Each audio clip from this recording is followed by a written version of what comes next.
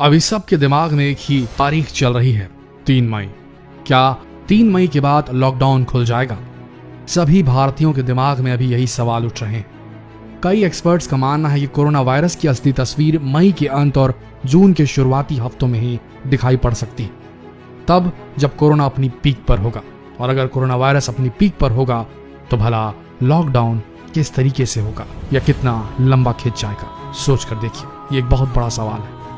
बहुत से वैज्ञानिक इसी सवाल के उत्तर को ढूंढने में लगे हैं। अमेरिका की द बॉस्टन कंसल्टिंग ग्रुप यानी कि BCG ने द जॉन हॉपकिंस यूनिवर्सिटी के डेटा के आधार पर दुनिया के 20 देशों का कोरोना चार्ट तैयार किया है। इस चार्ट के मुताबिक चीन को छोड़कर बाकी देशों में जुलाई से पहले लॉकडाउन खोलना संभव नहीं है, लेकिन अगर लॉकडाउन हटा दिया जाता है, चाहे किन्हीं भी वजहों से हो, हालात बेकाबू हो सकते हैं। तब बॉस्टन कंसल्टिंग ग्रुप के हिसाब से ऐसा अनुमान लगाया जा रहा है कि भारत में लॉकडाउन सितंबर तक खोलना ही सेफ हो सकता है, लेकिन अगर उसके पहले लॉकडाउन हटा दिया जाता है तो भारत की मेडिकल व्यवस्था को देखते हुए कोरोना के मरीजों की भारी वृद्धि हो सकती है। BCG ने ये रिपोर्ट अब तक के हालातों को देखते हुए बनाए और इसी रिपोर्ट के आधार पर कहा जा रहा है कि लॉकडाउन अगर सितंबर से पहले खोला गया तो भारी तबाही हो सकती है भारत पे। BCG की इस रिपोर्ट में हर देश के आंकड़े हैं, कौन से देश में कब कोरोना मरीज पाया जाएगा, कब उस देश में सबसे ज्यादा मरीज संक्रमित होने वाले हैं, और इसी डाटा के आधार पर सारे अनुमान लगाए जा रहे हैं। इस रिपोर्ट के मुताबिक भारत ने समय रहते लॉकडाउन की घोषणा तो कर दी थी, लेकिन बाद में यह भी माना जा रहा है कि जून के तीसरे हफ्ते तक कोरोना भारत के पीक पर होगा।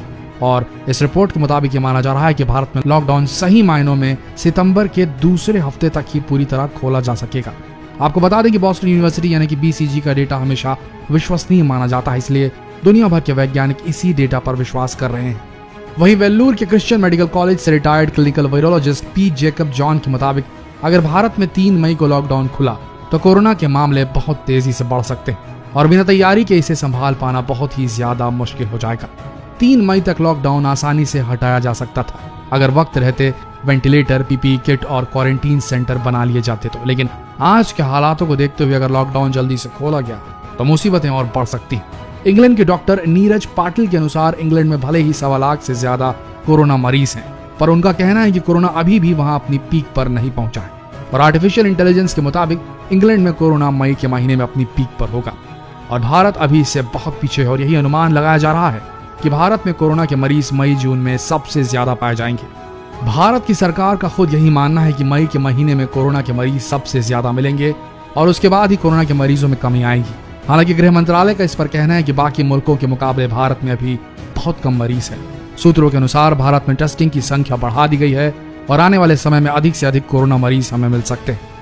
जाहिर सी बात है कि कोरोना के मामलों को पीक पर पहुंचने से पहले भारत की सरकार इससे निपटने के लिए पहले से ही तैयारी कर रही है और तैयारी करनी भी पड़ेगी।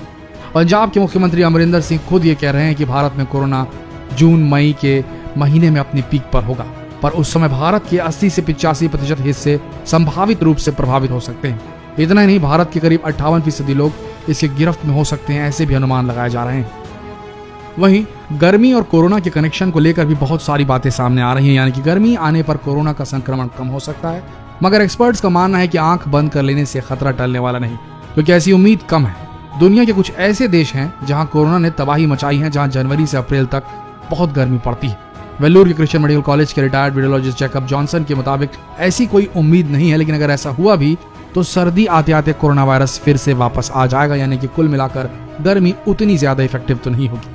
दुनिया के कई वैज्ञानिक ये मान रहे हैं कि भारत में कोरोना को पूरी तरीके से खत्म होने में 2020 का पूरा साल गुजर जाएगा।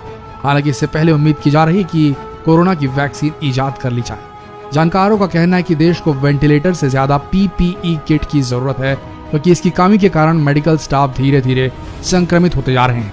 इससे पहली समस्या ये आएगी कि हमारे मेडिकल स्टाफ ऐसे मरीजों को देखने से पीछे हटने लगेंगे, और दूसरी समस्या ये आएगी कि मरीजों को देखने के लिए डॉक्टर्स की कमी ही नहीं होगी, बल्कि अगर डॉक्टर संक्रमित हो गए या मेडिकल स्टाफ संक्रमित हो गया तो वो जितने पेशेंट्स देखेगा उन सबको भी संक्रमित कर सकता है और फिर वो बाहर जाकर कम्युनिटी में जाकर, समुदाय में जाकर और भी ज्यादा इन्फेक्शन फैला सकते हैं और ये बहुत घातक हो जाएगा। इसीलिए वेंटिलेटर से ज्यादा हमारे देश को पर्सनल प्रोटेक्टिव इक्विपमेंट PPEs की जरूरत है, जो डॉक्टर्स, नर्सेज और सारे मेडिकल स्टाफ के लिए बहुत जरूरी है, अन्यथा वो ही संक्रमित हो जाएंगे और कम्युनिटी लेवल तक के पहुंच जाएगा भारत में संक्रमण। यही गलती इटली, फ्रांस, जर्मनी और अमेरिका जैसे देश कर चुके हैं, जो वेंटिलेटर पर ज्यादा तरजीह दे रहे थे, उसे ज्यादा इंपॉर्टेंस दे रहे थे और पीपी किट्स जैसी चीजों को नीचे रख रहे थे अपनी प्रायोरिटी में, अपनी प्राथमिकता में, और उन्हें आज नतीजा भुगतना पड़ रहा है।